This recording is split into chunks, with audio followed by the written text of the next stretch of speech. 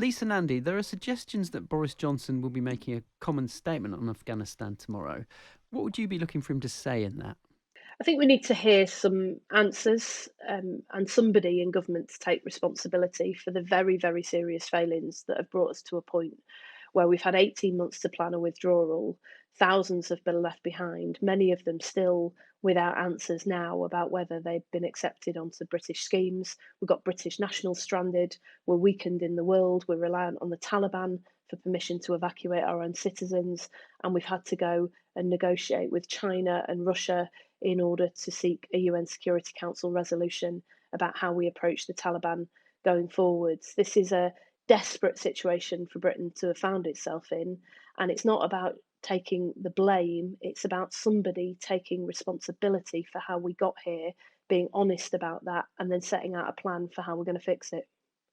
Well, you rightly talk about the responsibility question. Now, Tony Blair has said that Joe Biden's slogan that he would end the forever war in Afghanistan, he said that that slogan was imbecilic. Do you think it was imbecilic? And if not, what adjective would you use? Well, I wouldn't use the phrase imbecilic, but what I would say is that we knew that that was coming. And for a democratic country like the United States, I've long said that after 20 years of involvement, after thousands of troops' lives lost, after billions of dollars spent, it was a fair call for both President Trump and President Biden to say that they wanted to withdraw their troops from Afghanistan. What wasn't at all right was the manner in which withdrawal has been handled. A hard deadline, which gave a boost to the Taliban and appears to have collapsed the morale of the Afghan forces. And the chaos that we saw then unfolding at the airport in recent days, which left many, many people to whom we owe a duty behind, put troops' lives at risk, and in the case of America, actually cost lives as well. That has not been a success for the United States, but it hasn't been a success either for the United Kingdom.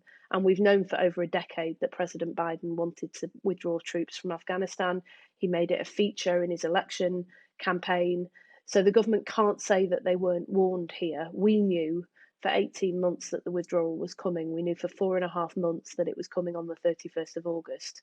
How on earth could it be that we weren't prepared? That's the question that the Prime Minister is going to have to answer to the Commons when he comes to make a statement tomorrow. Now, you recently called the Afghanistan withdrawal problem and the huge evacuation chaos the biggest foreign policy blunder in a generation. But was it really a bigger blunder than Tony Blair's decision to invade Iraq? There have been a number of foreign policy problems that we've had to learn from over recent years. I was always opposed to the war in Iraq, and I think it's absolutely right to say that it has weakened our standing in the world. But in relation to Afghanistan and the evacuation in particular, this is something that we should have been able to plan for and see coming. In fact, there's a body that is set up within government specifically to coordinate across government departments in order to plan for these sorts of scenarios. There's a rapid deployment team within the Foreign Office that is trained specifically for these scenarios. And yet we get to within a few weeks of the deadline, the Foreign Secretary, the Prime Minister, and the Permanent Secretary of the Foreign Office are all on holiday.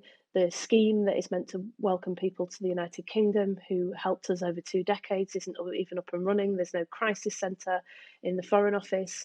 And even as late as last week, the phone numbers that were being given out by government simply didn't work for those who are desperately trying to flee the Taliban. This isn't just about the failures that led us to this point over 20 years. This is about the very specific failures that left Britain in this utterly weakened state, that meant that 900 British troops had to fly into danger in order to do their jobs because the politicians in government just simply hadn't done theirs. And we have got to learn the lessons from that. That has been a disaster for Britain. It's been a disaster for us on practical terms, but it's been a disaster for our reputation and our standing in the world as well. Now, you talk about lessons learned. Obviously, you'd like to see more answers on the evacuation point. But what about the case for a judge-led public inquiry, not just into that narrow point, but into the whole of the UK's role in Afghanistan since 2001? I think there's going to have to be a level of humility from all political parties about Afghanistan. There have been mistakes made by successive political parties and governments on both sides of the Atlantic over 20 years. And I think our troops, particularly the families of the 457 troops who gave their lives in Afghanistan, deserve answers about that. And there ought to be, those questions ought to be answered. But right now, we've still got people, British nationals, and the Afghans who assisted us, stranded in Afghanistan. We're watching the progress that they fought for 20 years unravel right in front of our eyes. Even in the last 24 hours, women's groups rounded up, media stations shut down.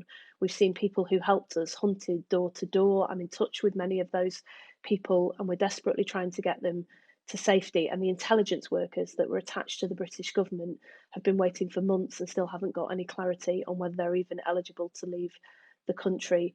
We've got to sort those problems out right now. If we're going to safeguard any of that legacy that people fought for, that's got to be the immediate priority. That is the immediate issue. But what about the idea of a public inquiry? Surely, Labour, now it's time for you to back those calls, isn't it? Well, I think it's absolutely right to say that people deserve answers, and we've got to have some kind of investigation into what has gone on to learn the lessons. We've said that for some time, and I absolutely accept that. But there are pressing issues right now that have to be dealt with. It doesn't mean either or. It absolutely doesn't. But it Right. does mean that when people's lives are at risk, when there are thousands of people who are stranded, and when Britain's reputation, our word, is also at stake, that we've got to do everything that we can to get those people out. Is Labour still the party of liberal interventionism? Well, this is the big debate that is now um, starting to engulf most of the sort of commentators and much of the world. Actually, I spoke to an Afghan friend a couple of days ago, and he says amongst his young friends in Afghanistan, this is also a debate that is live and raging.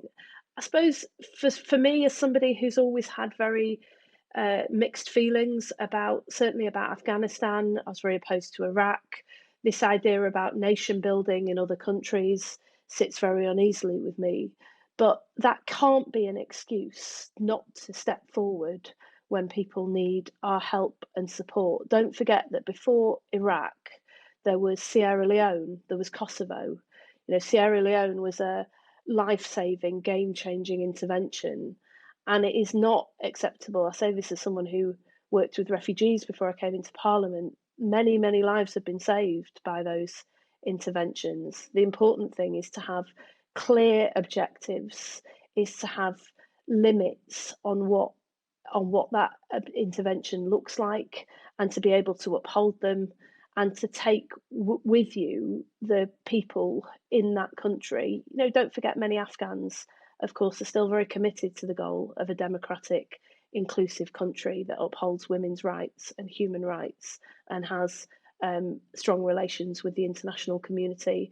And the question that they're asking of politicians like me and of the Foreign Secretary and others is, we're still very committed to that goal, but the question is the United Kingdom. And whilst we accepted that troops were being withdrawn from Afghanistan after 20 years, it can't be right that we now walk away and abandon the people of Afghanistan and those aspirations that we and British troops and they fought for together for 20 years.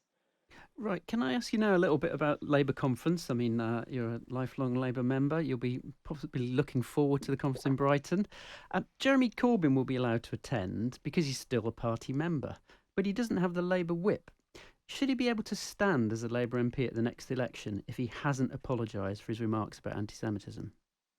Well, I've made my views clear about Jeremy's comments. I think they were needlessly antagonistic to a community that have suffered a great deal while he was leader of the Labour Party.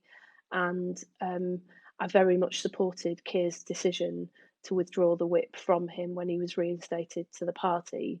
Um, I don't know the precise details of the rules about whether he would be allowed to stand or not I if don't think he the would at whip's the been moment. withdrawn, but I imagine that would be the case. And I've said before, and I'll happy to repeat to your programme, that I don't think that he should be reinstated. I don't think you should see the Labour whip reinstated until he's apologised. I just don't think that should be the case. And can you envisage a situation where maybe he then would stand as an independent in Islington North? And do you think he'd lose? He'd lose to the Labour Party? Paul, I've got no idea, absolutely no idea what he intends to do. I know, but what And I what if he think, did? The well, the look, party would win, wouldn't it? well, I mean, look, we stand in seats, we stand to win, and we fight them very hard, and we would do that, and I would go and knock on those doors for our candidate and do what I could to support them. But I would just say this to you as well, is that Luciana Berger, who I know you know well, and was a very good friend of mine through our years in Parliament, said when the EHRC report was published, this is no longer about Jeremy Corbyn. He's tried to make it all about himself, and this is about the Jewish community, the hurt that has been caused to them, and the trust that needs to be repaired. And that's what I care about. That's what I'm focused on.